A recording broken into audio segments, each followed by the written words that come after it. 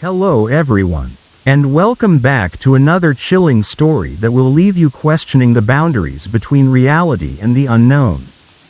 Tonight, I have a tale that comes straight from the depths of an eerie and inexplicable experience. Something that happened to me a few years ago, an experience that still lingers in my mind, haunting me every time I close my eyes. So, sit back, dim the lights, and let me take you into the heart of one of the most terrifying nights of my life. Story 1.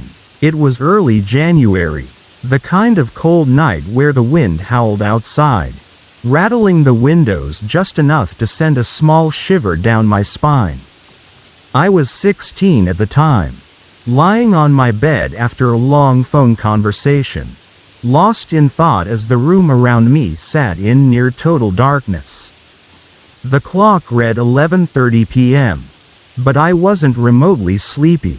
Instead of turning on the room light and risking waking my parents, I decided to light a small candle on my nightstand. Its flickering flame cast eerie shadows against the walls as I sat up in bed, sketching absent-mindedly in my notebook. 15 minutes passed, and a strange unease settled in my chest. Brushing it off, I blew out the candle, lay back, and stared at the ceiling, letting my mind drift in the silence. Then I heard it. Tick, tick, a rhythmic ticking sound, faint but distinct, echoed through the darkness. At first, I thought it was my imagination. A clock? But there was no clock in my room, and my house had never had one that made such a sound. I sat up slightly, listening harder.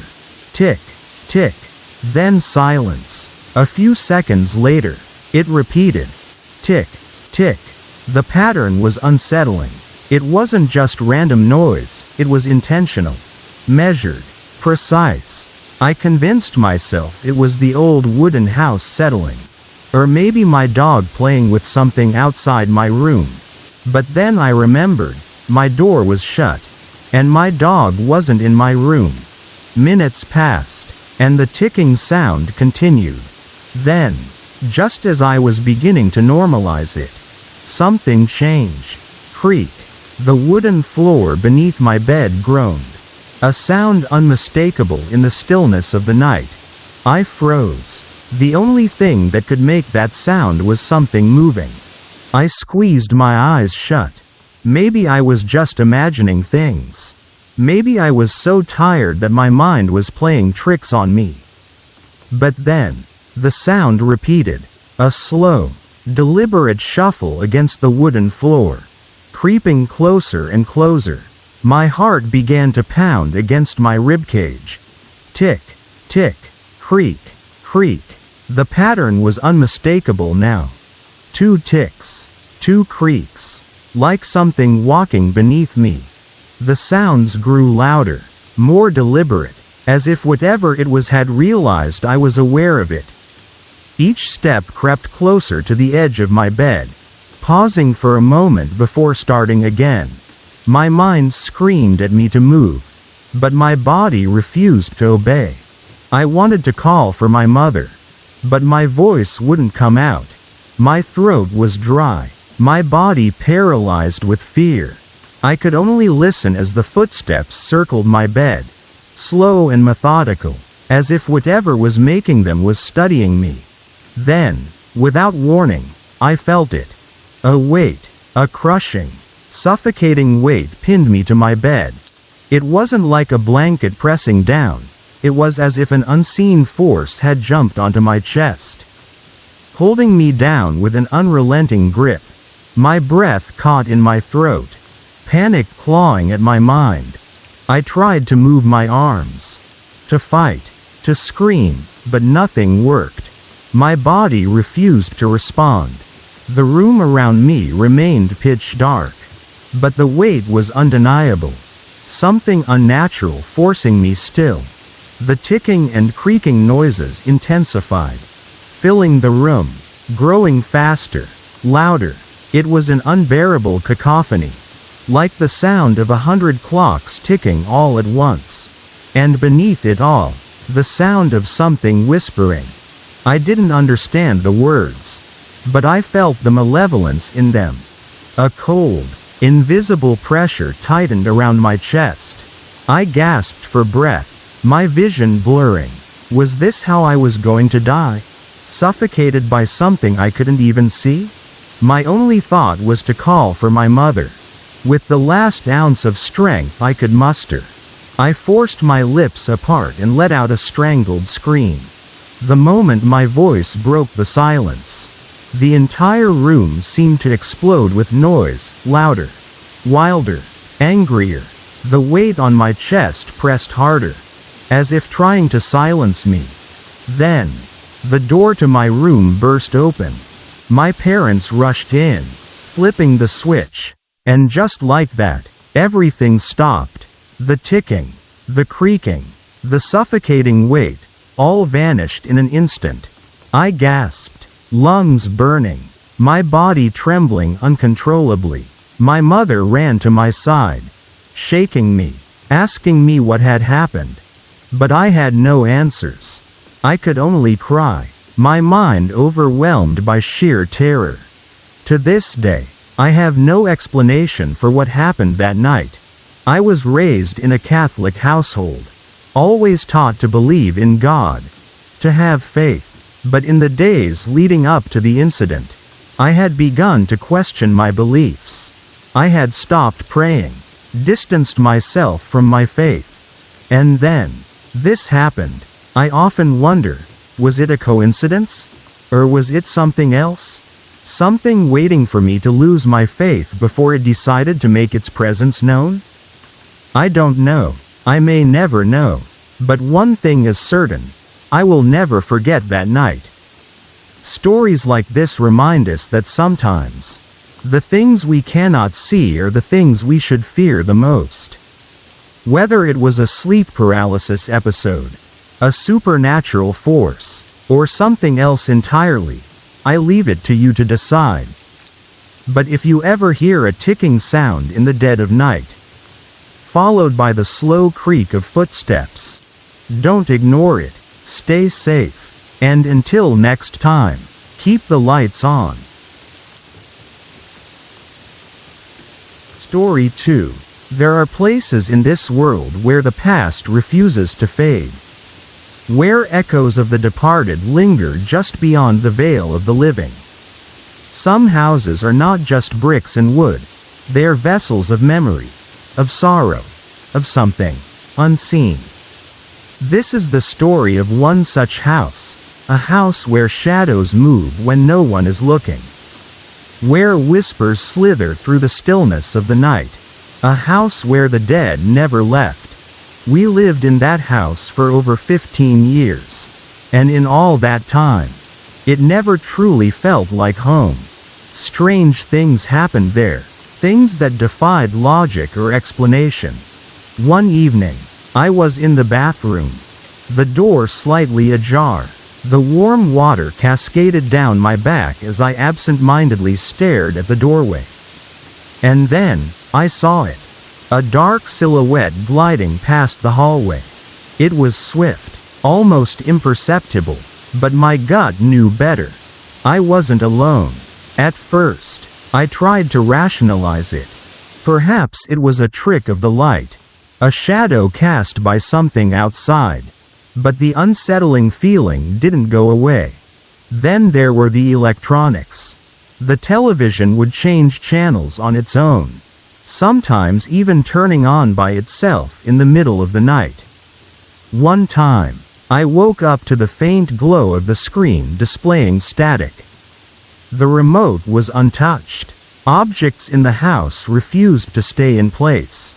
A book left on the shelf would later be found on the floor. A chair in the dining room would shift slightly overnight. I began to feel like we weren't the only ones living there. One day, my friend came over. As she stepped inside, she suddenly froze. Her eyes widened in horror as she stared at the framed photograph hanging in the hallway. "It's him," she whispered. "What are you talking about?" I asked. She pointed towards the door. "That boy. He just walked in." I felt my stomach drop. The boy in the photograph had died years ago. The events escalated. One evening, I was sitting downstairs, brushing my hair. I set the comb down on the coffee table for just a moment. But then, it moved. It slid off the table and onto the floor. I stared at it, frozen. A part of me wanted to pick it up, to convince myself that it had simply fallen due to gravity. But I couldn't. I left it there and went upstairs, too afraid to linger. At night, I could feel eyes on me, watching, waiting. The sensation was so suffocating that I took to sleeping with the lights on. Even then, the unease never left me. One morning, while tidying my room, I saw her, a woman, just in the corner of my eye. A fleeting glimpse, but when I turned, nothing. The air around me was heavy, thick with something unseen but very much present. Visitors refused to stay long in our house. They spoke of a strange heaviness, an unshakable dread. My pets reacted to things I couldn't see. My birds, usually quiet at night, would shriek in fear as if something unseen loomed over them. And then there were the voices. Sometimes, I would hear people talking in hushed tones, their words indistinct yet undeniably real. Once, I heard someone calling my name, but I was alone. The final straw was the smoke. I was sitting downstairs when a strange mist appeared before me, swirling as though it had a will of its own. It drifted towards the staircase, twisting and stretching, before vanishing into nothingness. I didn't wait for an explanation, I ran. Before my brother moved out, he confessed something to me. He had seen the boy, the same boy my friend had described. He had awoken one night to find a child standing at the foot of his bed, dressed in old-fashioned clothing, watching him with dark, sorrowful eyes. Then, as suddenly as he had appeared, he was gone. There were nights when I heard faint knocking on the walls, soft yet deliberate. I would sit up in bed, straining my ears, wondering if I had imagined it. But the knocks would come again, always in sets of 3, echoing through the silence. One particularly chilling night, I woke up to the sensation of my blankets being tugged. My breath hitched as I looked down, expecting to see one of my family members at the foot of the bed. But there was no one there. The room was empty, yet the covers continued to pull ever so slightly, as though unseen hands were grasping them. Sleep became elusive, even with the lights on. The air in my room felt thick, suffocating. I would lay awake, ears tuned to every creak, every whisper of movement beyond the walls. The most terrifying moment happened just weeks before we left the house. I was coming down the stairs when I saw it, something inhuman lurking in the hallway. It was a shadow, impossibly tall, its form flickering like smoke. It had no eyes, no features, yet I knew it was looking at me. My body froze, my heart pounded so hard it hurt. And then, just as quickly as it had appeared, it melted away into the darkness. That was when I knew. The house didn't just have ghosts. There was something else. Something much darker that thrived in the spaces between the shadows. It had been watching us all along. This house was never ours. Something else resided there, something that had never left. There are places in this world that hold onto the past, places where the departed linger, unseen but not unheard. Our house was one of them. The things we experienced were not tricks of the mind or mere coincidences. They were real. Some ghosts are memories, some are echoes, and some are still there, waiting. watching, forever part of the place they once called home. Would you dare step inside?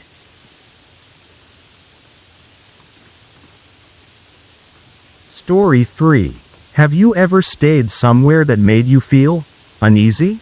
Maybe it was the way the air felt heavier in one corner of the room, or the inexplicable chills running down your spine. Sometimes, places hold onto the past, and those who have left this world aren't always ready to move on. Today, I want to share a chilling story with you. A true experience that still haunts me to this day.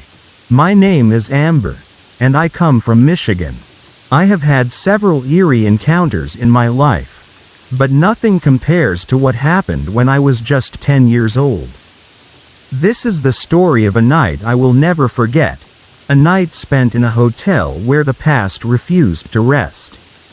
It was a summer vacation, a short getaway meant for fun and relaxation. My mother, my two best friends, Lydia and Amanda, and I checked into an old, grand hotel, the kind of place that had seen better days but still held onto its former elegance. The moment we stepped into the lobby, I felt it. The air was thick, the chandelier lights flickered slightly, and an odd hush seemed to hang over the place. Even though people were talking all around us, I exchanged glances with Lydia, who shivered, though it wasn't cold. This place feels weird, Amanda murmured as she clutched her overnight bag. We soon learned why. The hotel had a story, a tragic one. Decades ago, a woman had lived in one of the rooms. Alone and sickly, she had spent her last days in despair, eventually taking her own life. They said her spirit still wandered the halls, searching for something, perhaps peace, perhaps companionship, or perhaps revenge. Then we found out which room we were staying in. Yes, that room, the very room where she had died. Despite our unease, we tried to shake off the fear. Ghost stories are just stories, my mother reassured us as she unpacked. Still, the three of us, Lydia, Amanda, and I, felt on edge as we settled into our sleeping arrangements. Amanda took the floor, while Lydia and I shared a bed. My mother had her own bed across the room. The night started off uneventfully, but around midnight, Amanda suddenly stirred. At first, I thought she was shifting in her sleep, but then she bolted upright. "Do you hear that?" she whispered, her voice shaking. Lydia and I strained our ears. And then we heard it. Footsteps, slow, deliberate, and too heavy to belong to any of us. They moved across the room, stopping just beside our bed.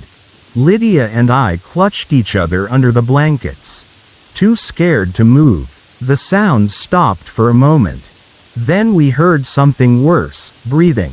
Ragged, shallow breaths, as if someone was standing right next to us, watching.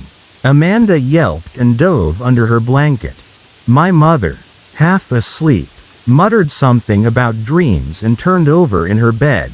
But we knew we weren't dreaming. We stayed awake until dawn. The next day, I tried to push aside the fear and went into the bathroom to shower.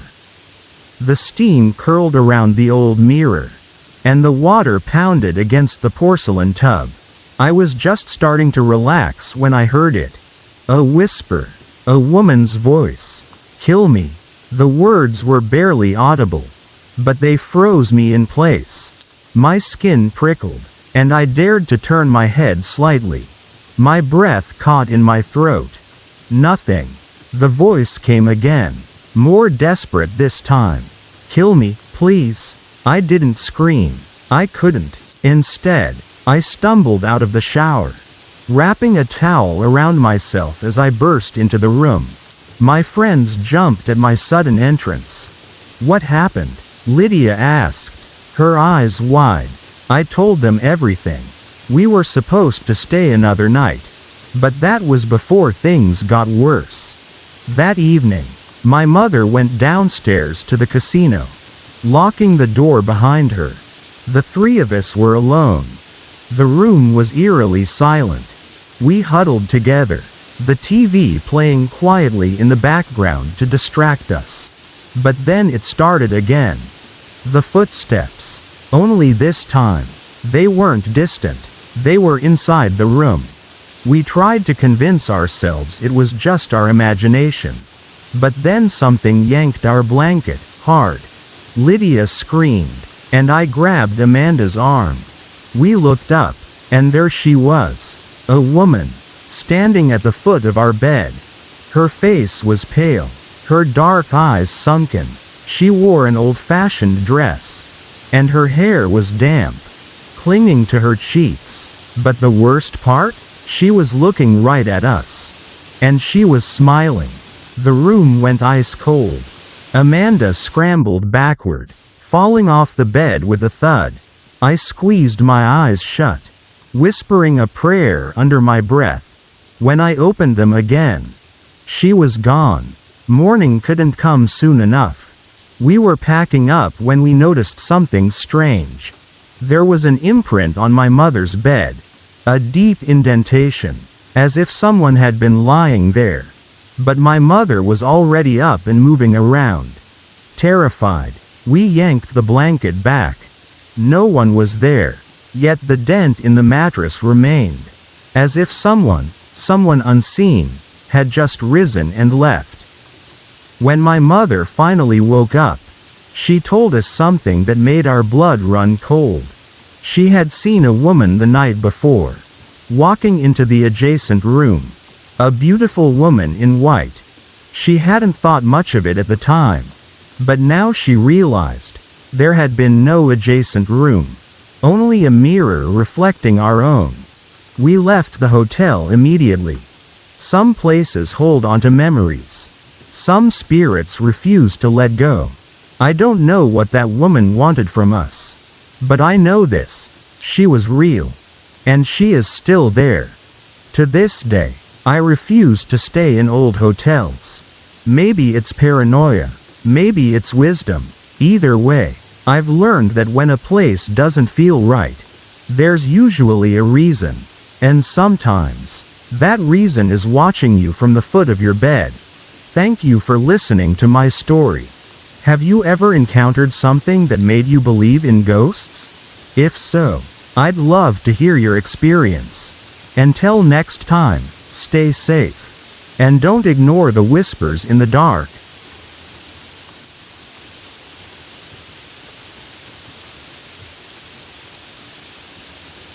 Story 4. There are moments in life when reality seems to blur. When the boundaries between the known and the unknown become frighteningly thin. What I am about to share is one such experience, a memory that has haunted me for years.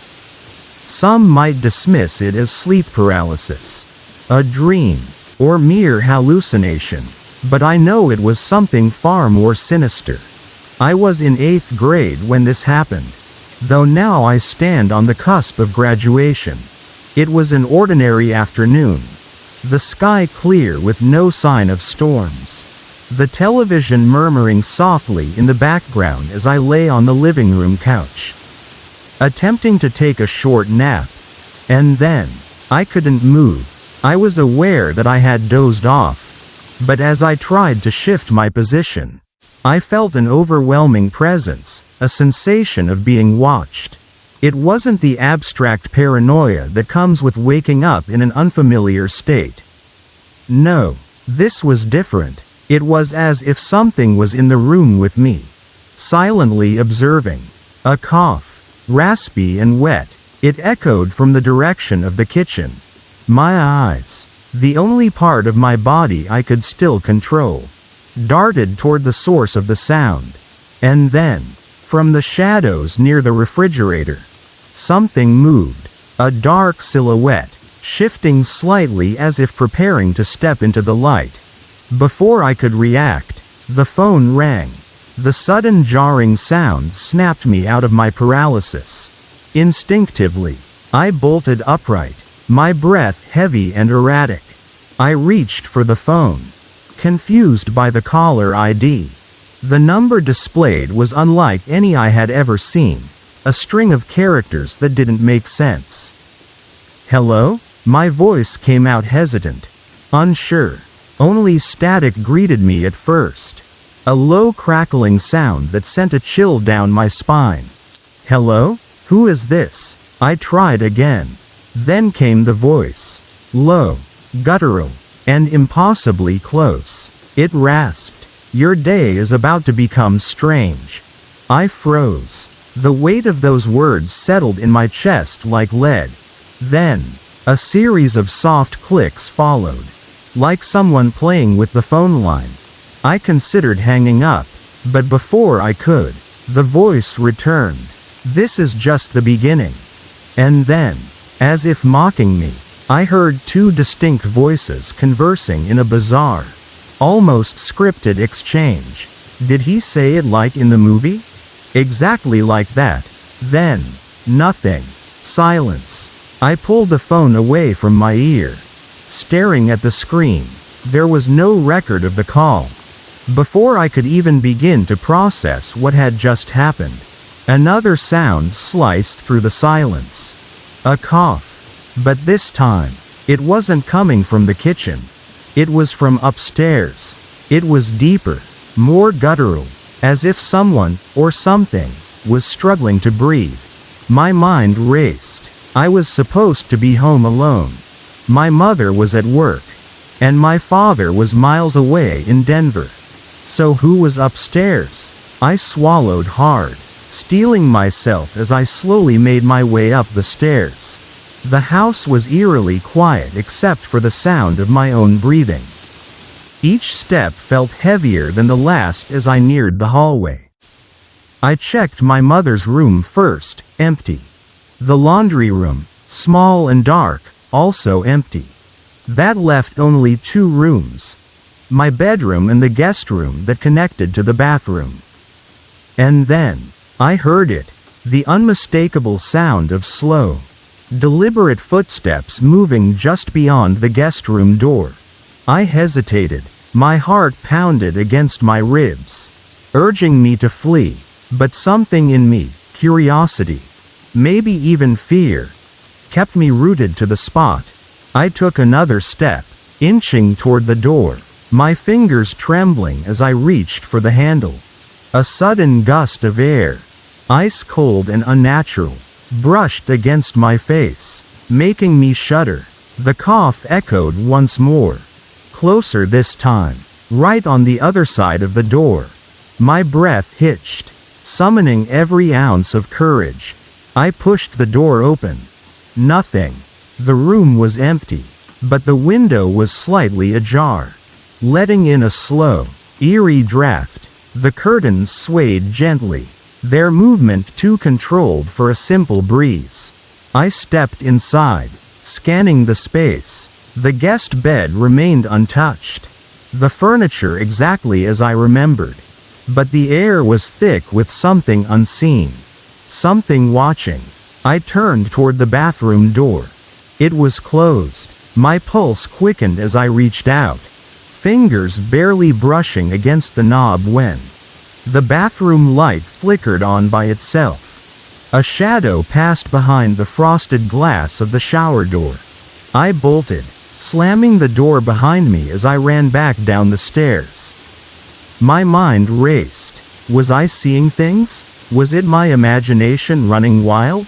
I grabbed my phone, frantically trying to call my mother. But the screen flickered, distorted lines stretching across the display before it abruptly shut off. Then the phone rang again.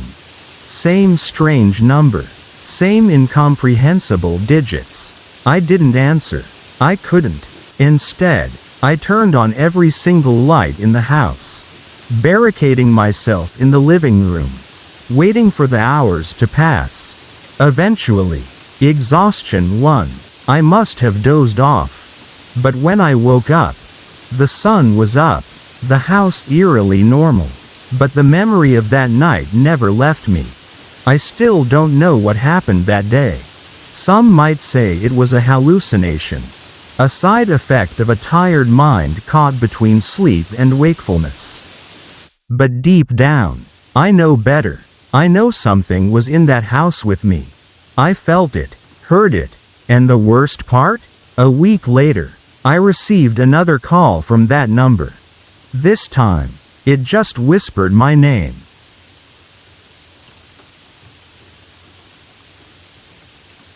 Story 5. Have you ever experienced something so terrifying that it still lingers in your mind years later?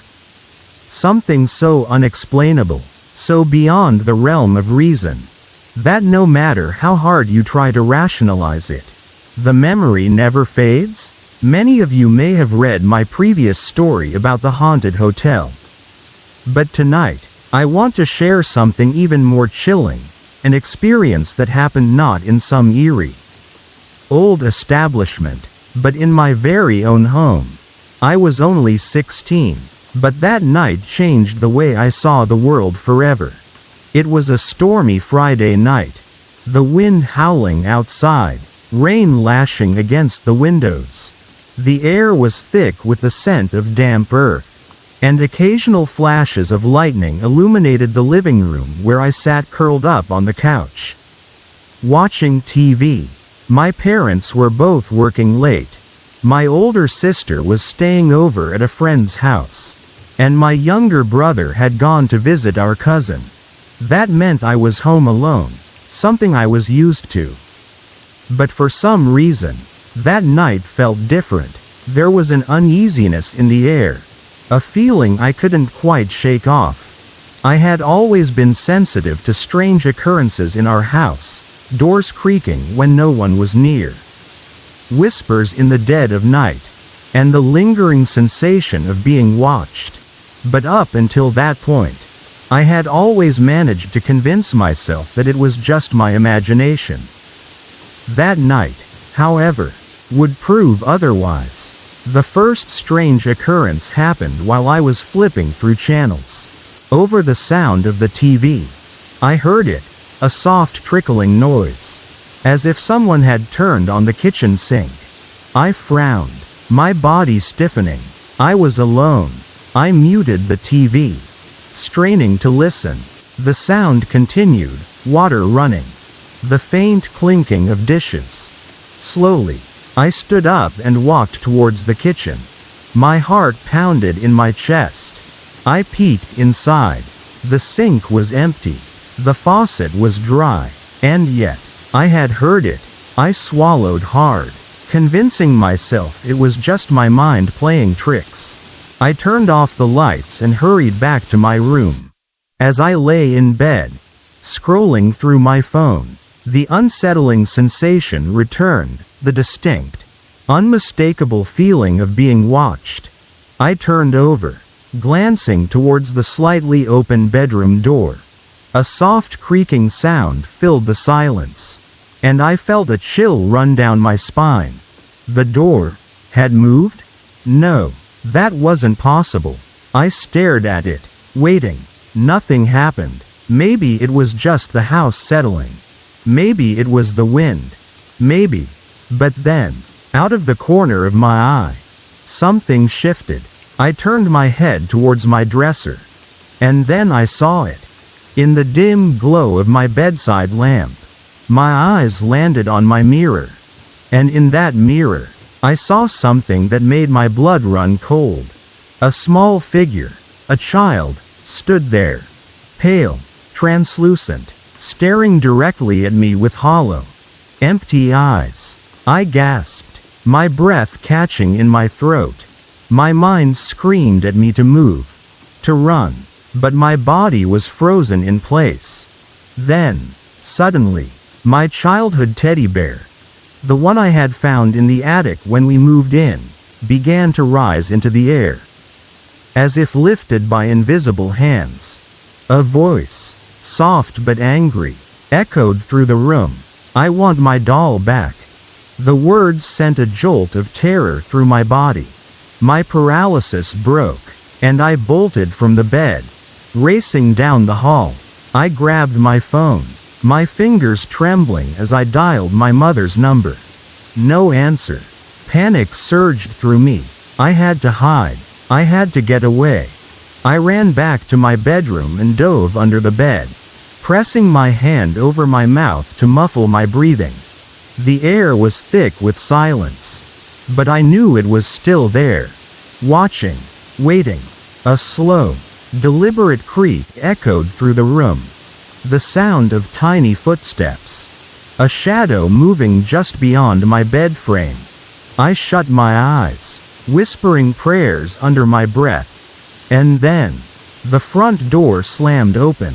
"Sweetheart?" My mother's voice rang through the house. I scrambled out from under the bed, my legs shaky as I ran into her arms. Tears streamed down my face as I tried to explain, the words tumbling out in frantic gasps. She knelt beside me, her expression shifting from concern to something else, something close to fear. That night, she called a priest.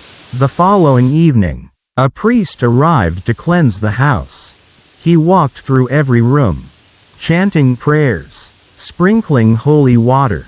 I clutched my mother's hand as he reached my bedroom. The moment he stepped inside, the air turned freezing cold. "There is a presence here," he murmured, "a restless soul." I knew who it was.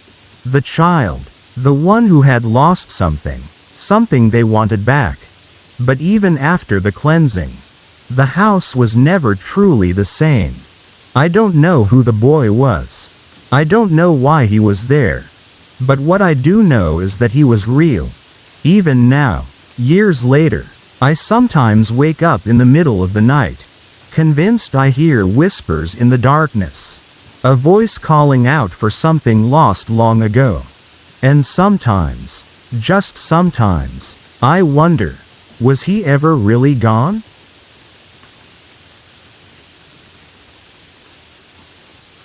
Story 6. Have you ever felt an overwhelming sense of dread, as if unseen eyes were watching you from the shadows? Have you ever stepped into a place so thick with unseen energies that every fiber of your being screamed at you to leave? This is my story, one that still haunts me to this day. I have always been sensitive to the supernatural, but I never expected to come face to face with something so filled with hatred. Something that would leave an imprint on my soul forever. What you are about to read is not just another ghost story. It is a chilling account of an experience that left me shaken. A terrifying encounter with a spirit so full of rage that I feared for my life. And yet, this was not the first time I had met something so sinister.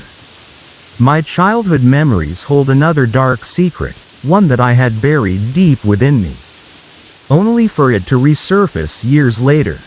This is my story. It started as a night of innocent curiosity. My best friend, my boyfriend, and I were out driving around late one evening.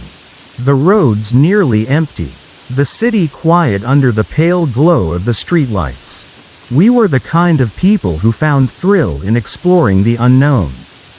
And that night, we had an idea, a visit to the old cemetery on the outskirts of town. I should have known better. The moment we arrived, a strange sensation crawled up my spine, sending chills through my body. The cemetery was ancient, its tombstones weathered and crumbling, standing like forgotten sentinels among the overgrown grass. The air was thick with something I couldn't explain, something heavy and suffocating.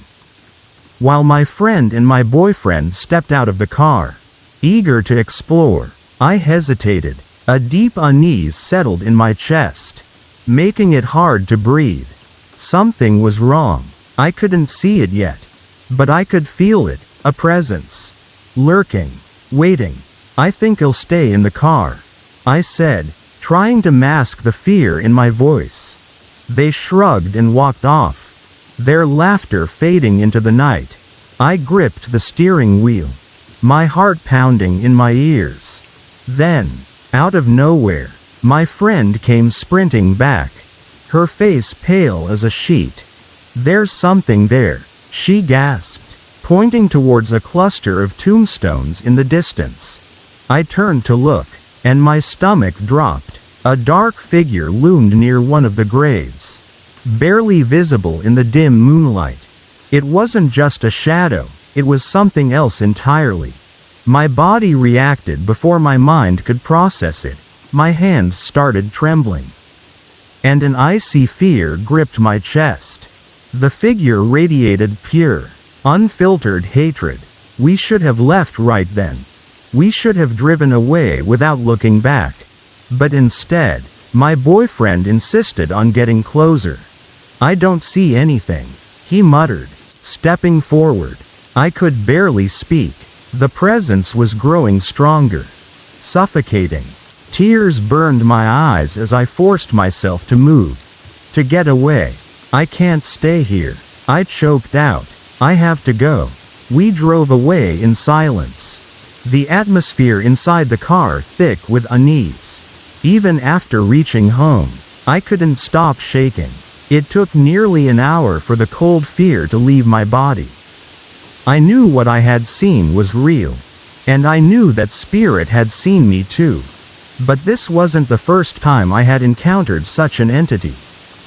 Years ago, when I was around 9 or 10, I had an experience that I had buried deep inside my mind. An encounter so terrifying that I had forced myself to forget until now. My childhood friend and I had a secret hideout in the woods behind our neighborhood. A small area surrounded by thick trees where we built a makeshift clubhouse from old wooden planks and discarded furniture. One day, while searching for decorations, we stumbled upon an old pile of debris, broken concrete, rusted metal boxes, and shattered glass. Something about the pile caught my attention. Among the rubble was a small, rusted tin box wedged deep within a crevice between two large rocks. It was strange. There was no way something could have naturally ended up in that tight space. Curious, I reached in to grab it. The moment my fingers brushed against the metal, an unbearable pain shot through my arm. It felt like fire licking up my skin. A burning sensation so intense that I screamed and yanked my hand away. And then I saw it. A blackened, charred hand had gripped my wrist, its fingers digging into my flesh with inhuman strength. It wasn't attached to anything, just a disembodied, smoldering hand emerging from the shadows. I tried to pull away, but it wouldn't let go. The pain was excruciating, as if my skin was being seared by invisible flames. Tears streamed down my face as I struggled against its grip, my throat raw from screaming. And then, just as suddenly as it had appeared, it vanished. I fell to the ground, clutching my wrist. A dark imprint, 5 blackened fingerprints, remained burned into my skin. But by the time my friend rushed over, the marks had disappeared, as if they had never been there at all. No one believed me, not my parents, not my teachers, no one. They dismissed it as a child's overactive imagination. But I knew the truth, and that truth had followed me into adulthood. I have spent years wondering why I am so sensitive to these entities. Why they seem to be drawn to me. Was it merely bad luck? Or was there something deeper, something connecting me to these lost, tormented spirits? The cemetery ghost was not just an ordinary apparition. It was something filled with malice. Something that wanted to hurt me. And yet, the memory of that burned hand haunts me just as much. Sometimes, I wonder, if I had been weaker that day in the woods, would I have been pulled into the darkness? And if I had stayed in that cemetery just a little longer, would I have ever made it out at all?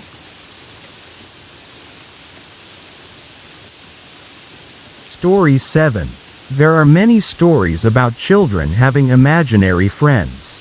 Some of them are innocent, mere figments of a child's active imagination. But what if the friend wasn't so imaginary? What if it was something else? Something beyond human comprehension? Tonight, let me tell you a chilling story that might change the way you see imaginary friends forever. This is the story of a young girl and her friend, a friend who wasn't quite what she seemed. When I was a child, I had an imaginary friend named Lila. She wasn't like other children's imaginary friends. She wasn't an animal, a superhero, or a fantasy creature. No, Lila looked just like a real girl, about my age, with long black hair and a dress that always seemed slightly damp, as if she had been playing in the rain. I played with her every day, talked to her, and even brought her along to school in my mind. One afternoon during recess, we were playing dodgeball. My team was struggling, and Lila was on my side, cheering me on. A boy from the opposite team threw the ball hard, and suddenly someone shouted, "Hey, Lila got hit, she's out." Everyone laughed, except me. I turned to look at Lila. Her face darkened, her expression turned eerily cold. Slowly, she reached into her pocket and pulled out something that glinted in the sunlight, a small knife. I screamed, "Run! Lila has a knife. She's going to hurt you." The kids around me froze, confused. One of them sneered, "Come on. Lila isn't real. She's just in your head." But Lila's stare bore into me, as if she was daring me to contradict them. I felt a chill creep down my spine. That night, I couldn't sleep. I kept hearing whispers in my room. Though I was alone, shadows seemed to shift in the corners. And every now and then, I thought I saw a flicker of movement out of the corner of my eye. But when I turned to look, nothing was there. Lila had a strange rule. I could only see her on Saturdays. She told me that was the only time she was allowed to be here. I never questioned it until one Saturday, when she made a terrifying suggestion. "If you jump from the rooftop," she whispered, "we can be together forever. You won't have to be alone anymore." At that age, I didn't fully understand the meaning of her words, but I trusted her. So, I climbed onto the roof of our house. The tiles were hot under my feet, the height dizzying. Just as I was about to step forward, I heard my mother's scream. "No," she shouted, dashing towards me. She grabbed my arm just in time. But as she tried to pull me down, my sleeve slipped. I felt myself falling. For a moment, everything slowed. The sky above me blurred. And then, I was caught. My father had rushed out just in time to break my fall. As I lay there, stunned, I heard Lila whisper in my ear, "You should have jumped." That night, I locked my bedroom door, terrified of what she might say next. Terrified, my mother took me to a doctor. She explained my obsession with my imaginary friend and the near tragedy on the roof. The doctor listened carefully before nodding slowly. "It's common for children to have imaginary friends," he said, "but the way your daughter describes this friend, it's unsettling." The next day, we visited the doctor again. This time, I brought along a drawing of Lila. When I handed it to him, his expression darkened. "Who gave this to you?" he asked. "Lila did," I replied innocently. His face paled. He turned to my mother and whispered, "Your daughter may not be talking to an imaginary friend. She might be talking to a ghost." My mother gasped. "A ghost? But why can't I see her?" The doctor hesitated. "I can't say for sure. But has your house ever been blessed or cleansed?" My mother shook her head. "Then I suggest you do it immediately. That night, I woke up to the sound of scratching on my window. I didn't dare look. I pulled the covers over my head and squeezed my eyes shut, praying that whatever was outside would go away. That night, my mother followed the doctor's advice. She stood in the middle of my room, her voice firm as she declared, "Lila, you are not welcome here. You need to leave, now." The lights flickered. A sudden chill filled the room. And then, we saw it. A small shadowy figure darted past us, moving so fast it was barely visible. My mother screamed as it vanished through the doorway, disappearing into the night. The house fell silent. The air grew warm again. Lila was gone. But was she really? For months after, I would wake up at night with the feeling that someone was watching me. I would see dark shapes flickering at the edge of my vision. And once, I swore I heard her whisper my name in the darkness. I don't remember much about this story. It was my mother who told me years later. Even now, I wonder, was Lila just a figment of a lonely child's imagination? Or was she something much darker? If you ever hear a child talking to an imaginary friend, pay attention, because sometimes, that friend might be watching you too. What do you think? Have you ever had an experience like this? Let me know your thoughts.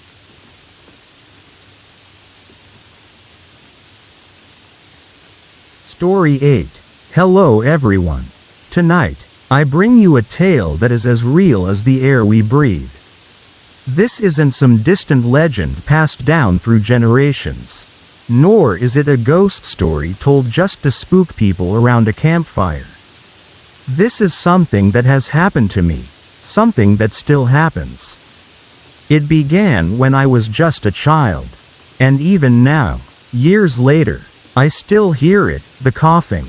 A deep, rattling, phlegm-filled cough that echoes through the empty corners of my house.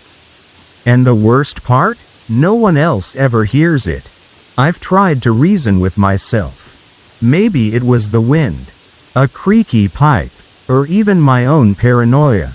But every time I find a logical explanation, something happens that shatters it completely. So sit back, listen closely, and join me as I share my encounters with what I can only call the coughing ghost. It was late at night, and I was sitting at my desk, drowning in the monotony of my homework. Frustrated, I stretched, rubbing my temples, and thought about calling my girlfriend. Let's call her Evelyn. With a sigh, I grabbed my phone and started dialing. As I ascended the staircase to get better reception, I noticed something odd. The sky outside had turned an unsettling shade of gray. Snow had been falling relentlessly for weeks. A friend of mine once said he wanted to go skiing. But when the snow finally piled up, he complained, "Nah, it's too much." I chuckled at the thought before pressing the call button. The phone began to ring. And then, I heard it, a deep, rasping cough coming from the floor below. I sighed in irritation. Not again. Just leave me alone. Hello? Evelyn's voice broke through the speaker. Hey, how are you? I asked, trying to push aside my frustration. We started talking, but then, it happened again. The coughing. Was this just my imagination? Or was someone, really down there? I had wondered before if it could be my grandfather's ghost. I had never met him, but I knew he had died from lung cancer after a lifetime of heavy smoking. After finishing the call, I slammed my phone onto the desk in frustration. And then, goo, G-H-U-R-R-R-R. I clenched my jaw. Do you want me to buy you cough syrup or something? I had been dealing with this entity for years. Yet I had never seen its face. Only glimpses, an arm, a foot, a silhouette lurking just beyond my vision. He was thin, gaunt, with pale grayish skin, always dressed in a ragged tank top and faded green trousers. No shoes. Unlike ghosts from horror movies. He had a shadow. He was solid, too real. He often appeared during sleep paralysis episodes or in dreams that felt eerily too real. He never spoke. He never moved aggressively. He just stood there, watching. I had named him Jerry. And I had no idea what he wanted from me. One night, I woke up to the sound of my bedroom door slowly creaking shut. Through the sliver of dim light, I saw it. A pale hand gripping the doorknob. My mother never got up this late. It was exactly 3:41 a.m. I was exhausted. I had had enough of this nonsense. Forget it, I mumbled, heading towards the stairs. But as I turned back to look down, Gurr. Ghurr. That was it. I had reached my breaking point. Shut up, I yelled. The staircase had 15 steps. I was 2 steps away from reaching the top. I blinked. Suddenly, there was only 1 step behind me. I looked up. There were still 14 steps leading upwards. You wanna mess with me, Jerry? I turned and stormed into the basement. Into the dark unknown. My voice echoed. Come on. I'm sick of this. Show yourself. Silence. I turned around just in time to see it, a black shape. Ascending the stairs. Slowly. I bolted up. But Jerry moved faster. He vanished before I could reach the top. Then, I heard it. Footsteps. Moving on the kitchen floor above me. Jerry had never made noise before. But tonight, he did. What had changed? Just as I reached the top, my phone buzzed violently. I grabbed it and stared at the screen. The caller ID didn't show a number. Only 1 digit appeared. 9. No name. No contact information. Just a single number. I didn't pick up. The call disappeared from my call log moments later. What does Jerry want? Jerry always shows up when I'm alone. He doesn't just appear, he makes me see things. Once, I looked in the mirror and saw my own eyes, bloodshot red. I wasn't sleep deprived, so what the hell was happening? I lifted my hand to my face, and my reflection lagged, a full second behind me. What is Jerry trying to tell me? I'm no longer afraid. I'm just tired. I just wish he'd leave me alone. Some spirits are merely echoes of the past, trapped in an endless loop. Others seem aware of us, aware that we see them. Jerry isn't just an imprint.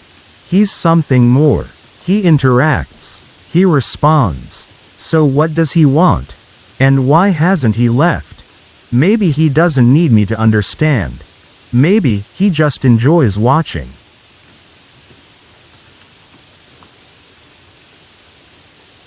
Story 9. Some stories remain with us for a lifetime, lingering in the shadows of our memories, challenging our understanding of reality, whether we accept them as supernatural encounters or rationalize them as mere coincidences. They never fail to stir something deep within us. This is one such account, a story passed down in my family. One that left us with more questions than answers. My father, when he was just a boy, witnessed something inexplicable, and to this day, I still find myself wondering, was it merely a strange electrical anomaly? Or was it a final farewell from the other side? When my father was around 10 or 12 years old, he often spent weekends at his cousin's house. It was an unassuming home in a quiet suburban neighborhood, the kind of place where life was simple and uneventful. The nights were calm, interrupted only by the distant chirping of crickets and the occasional creak of wooden floorboards shifting in the night. One particular evening, my father and his cousin had decided to sleep in the living room on a pull-out sofa. The family had just gathered for a meal, laughter still lingering in the air as everyone settled in for the night. The house had the familiar hum of an air conditioning unit running, punctuated by the rhythmic ticking of the wall clock above the fireplace. Everything was still. Then, something changed. As my father lay there, drifting in and out of sleep, a flicker of light caught his eye. At first, it was faint, almost imperceptible, but soon, it grew stronger. The metal bars on the window frame across the room began to glow, pulsing with a bluish-white hue as if electrified. He blinked, wondering if it was just his imagination playing tricks on him. But the glow didn't fade. Instead, it intensified, pulsating in a way that sent a shiver down his spine. He nudged his cousin awake. "Do you see that?" he whispered urgently. His cousin, groggy and confused, sat up and rubbed his eyes. "See what?" Then, the room was bathed in an eerie, shimmering light. The glow coalesced into a floating sphere, an orb of pure energy hovering just inches above the floor. It crackled softly, like static electricity, shifting in shape and pulsating as if alive. The boys froze, watching in wide-eyed terror as the orb drifted slowly across the room. Weightless and deliberate, the temperature in the room seemed to drop. The sphere moved toward the wall-mounted thermostat, floating just in front of it for several moments before, without warning, it merged into the device. And then, everything went dark. The air conditioner shut off with an unnatural finality. The glow of the street lights filtering through the windows disappeared. The hum of electricity vanished, leaving behind a silence so deep it felt suffocating. Every single light, every device, every source of power in the house had simply ceased to function. For what felt like an eternity, the boys sat in absolute darkness, paralyzed by fear. Then, just as suddenly as the lights had gone out, they flickered back on. The hum of the air conditioner resumed. The clock on the wall continued ticking as if nothing had happened. They turned to each other, their expressions mirroring the disbelief in their eyes. "Did you see that?" they both asked at the same time. Neither of them had imagined it. They had seen the same thing: the glowing metal bars, the floating orb, the blackout. It was real. Before they could even begin to process what had just occurred, my cousin's face went pale. He swallowed hard and whispered, "I saw a face in the light." My father frowned. "What do you mean? It wasn't just an orb," his cousin said shakily. "There was a face inside it. And it looked like grandfather." Silence stretched between them. Just a week earlier, their great-grandfather had passed away. Was it possible? Had he returned one last time to say goodbye? My father has told this story many times over the years, always with the same sense of awe and bewilderment. He has never been one to believe in ghosts or the paranormal. Yet this experience left a lasting mark on him. I have tried to find logical explanations. Could it have been an electrical discharge? Ball lightning? A natural but rare phenomenon? But then again, how do you explain the face in the light? Perhaps there are forces at work in this world that we cannot yet comprehend. Maybe those we love find ways to reach out to us, even after they have left this world. And if that is true, then I can only hope that when my time comes, I, too, will have the chance to say one final goodbye. What do you think? Was it a natural occurrence? Or was it truly a message from beyond?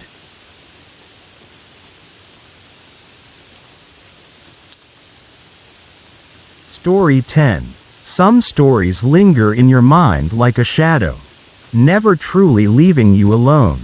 You try to rationalize them, to dismiss them as figments of your imagination. But deep down, you know what you saw, what you felt, was real. This is one of those stories. A night that started as a celebration but ended in sheer horror. A night I have tried to forget, yet it still haunts me to this day. The night of our high school graduation. My best friend Natalie hosted a small gathering at her house. It wasn't a wild party, just a few close friends, reminiscing about the past and talking about the future. In attendance were 5 of us: Natalie, Lacey, Ava, Derek, Mia, and me. Her parents were away for the weekend, so we had the house to ourselves. The night was warm, and laughter filled the air as we lounged on the living room floor, sipping sodas and sharing childhood memories. Behind us was a large glass window, covered with heavy drapes. At some point, there was a loud thud that made all of us jump. We turned to the window, expecting to see something outside, but there was nothing, just darkness beyond the glass. It's probably just a bird or something. Ava shrugged, brushing it off. The others nodded, and we resumed our conversation. Moments later, the curtains suddenly swayed, as if someone had brushed against them. Then, in an eerie motion, they pulled apart and then snapped back together, like invisible hands were toying with them. We froze. The air in the room became unnaturally cold. "What the hell was that?" Lacey whispered, gripping my arm. No one had an answer. We bolted, running outside to the backyard, where Natalie's pool glistened under the moonlight. The night had turned unsettling, the warmth from earlier replaced by an unshakable chill. A terrible sense of unease washed over me. It wasn't just fear, it was something more. Something primal, like being watched by unseen eyes. Then, without warning, I felt something forcefully shove me forward. My body lurched, and I tumbled into the pool. The moment I hit the water, an unbearable sensation overwhelmed me, a mix of searing cold and burning heat at the same time. It felt like I had fallen into something unnatural. Instinctively, I tried to swim up, but something grabbed my ankle, pulling me down. Panic surged through me. I kicked and thrashed, my lungs screaming for air. Through the murky water, I saw a shadow, a distorted, elongated figure lurking beneath me. My screams were swallowed by the depths. Then, strong hands wrapped around my shoulders. It was Derek. He yanked me to the surface, dragging me to the pool's edge. I gasped, coughing violently as I clung to the cold tiles. My body trembled, not just from the water, but from something else. Something had been in there with me. "What happened?" Natalie asked, her voice trembling. I don't know," I stammered. Something pulled me under. We turned back to the pool, and there it was, a shifting shadow beneath the water, darker than the night itself. Yet, there was nothing to cast it. It simply hovered, waiting. A wave of sheer terror overtook us. We scrambled away from the pool, our minds struggling to make sense of what we had just witnessed. That's when we heard it, a sharp, ear-piercing crack. It came from the front yard. We raced to the side of the house, peering into the street. A car was parked there, its headlights glaring at us. An older man stood beside it, his face pale and furious. "What the hell are you kids doing?" he shouted. "Did you just break my window?" Confused, we stepped closer. The back window of his car was shattered, but we had been nowhere near it. "We didn't do anything," Lacey stammered. The man's expression darkened, but before he could say anything else, his radio crackled, a static-filled, whispery sound that made my skin crawl. He frowned and turned toward his car, reaching inside to adjust the frequency. That's when the car alarm went off, blaring. Deafening. The doors unlocked and locked in rapid succession. The man cursed, fumbling to turn it off. Then, out of nowhere, a single, disembodied whisper slithered through the air. It was faint but unmistakable. "Get out." Our hearts nearly stopped. The man stumbled back, his face contorting in horror. Without another word, he jumped into his car and sped away. We didn't need further convincing. We bolted back into the house, grabbed whatever we could, and fled. We ended up at Derek's house, too shaken to speak. For days after, we avoided talking about that night. Natalie refused to stay in that house alone ever again. She later moved away for college, and none of us ever returned to that place. What still haunts me the most, though, is what I saw just before leaving the backyard. A reflection in the pool, an unfamiliar, grinning face staring back at me. Paranormal experiences are often brushed off as tricks of the mind. But some things are too real to ignore. I still don't know what we encountered that night. Was it an echo of something trapped in that house?